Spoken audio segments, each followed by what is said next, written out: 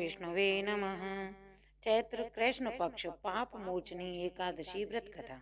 धर्मराज युधिष्ठिर कहने लगे कि हे महाराज, आपने फाल्गुन शुक्ल एकादशी का महात्म्य तो मुझे बतलाया, अब कृपा करके यह बतलाइए कि चैत्र कृष्ण एकादशी का क्या नाम है, इसमें कौन से देवता की पूजा की जाती है और इसकी विधि क्या है।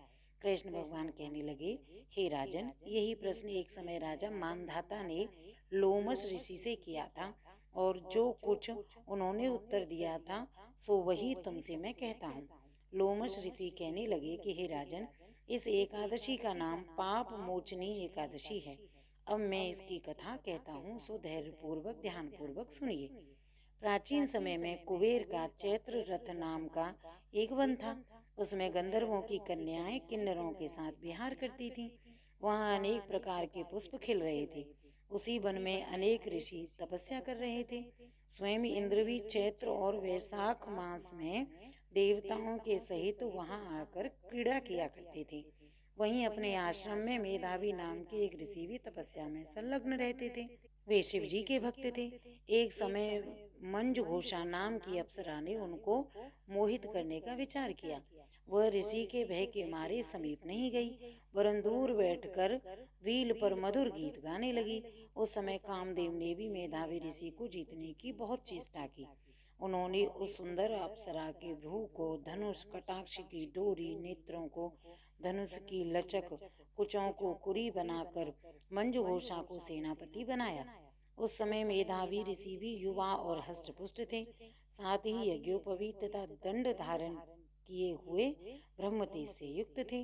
मंजुघोषा ऐसे सुंदर ऋषि को देखकर उनकी सुंदरता पर मुग्ध हो गई और अपने गीत, चूड़ियों और नूपुरों की झंकार तथा नृत्य कला द्वारा हाव भाव दिखाकर मुनि को रिझाने लगी। पर्याप्त समय तक यह क्रम चलता रहा और अंत में कामदेव ने ऋषि को पराजित कर दिया। फलस्वरूप ऋषि मंजुघोषा के साथ रमण करने लगे और काम के इतने वशीभूत हो गए कि उन्हें दिन तथा रात्रि का कुछ भी विचार नहीं रहा। इस प्रकार बहुत समय बीत गया। तब एक दिन मंजुघोषा कहने लगी, ऋषि जी, बहुत दिन बीत गए, अब मुझे स्वर्ग जाने की आज्ञा दीजिए। मुनि ने कहा, आज इसी संध्या को तो आई हो, प्रातःकाल होने तक चली जाना। मुनि के ऐसे वचन सुनकर अप्सरा कुछ समय तक और रुक गई। अंत में उसने पुनः मुनि से विदा मांगी तो मुनि कहने लगे कि अभी तो आधी रात ही हुई है। अप्सरा ने कहा, महाराज, आपकी रात तो बहुत लंबी है, इसका क्या परिणाम है? मुझे यहाँ पर आए कई वर्ष बीत गए हैं। अब अप्सरा की यह बात सुनकर मुनि को समय का ज्ञान हुआ तो विचार करने लगे कि इस अप्सरा के साथ रमण करते हुए मुझको 57 वर्ष 9 महीना 3 दिन बीत गए। तब वह उनको काल के समान प्रतीत हुई। अत्यंत क्रोधित होने पर मुनि की आंखों से ज्वाला उत्पन्न होने लगी।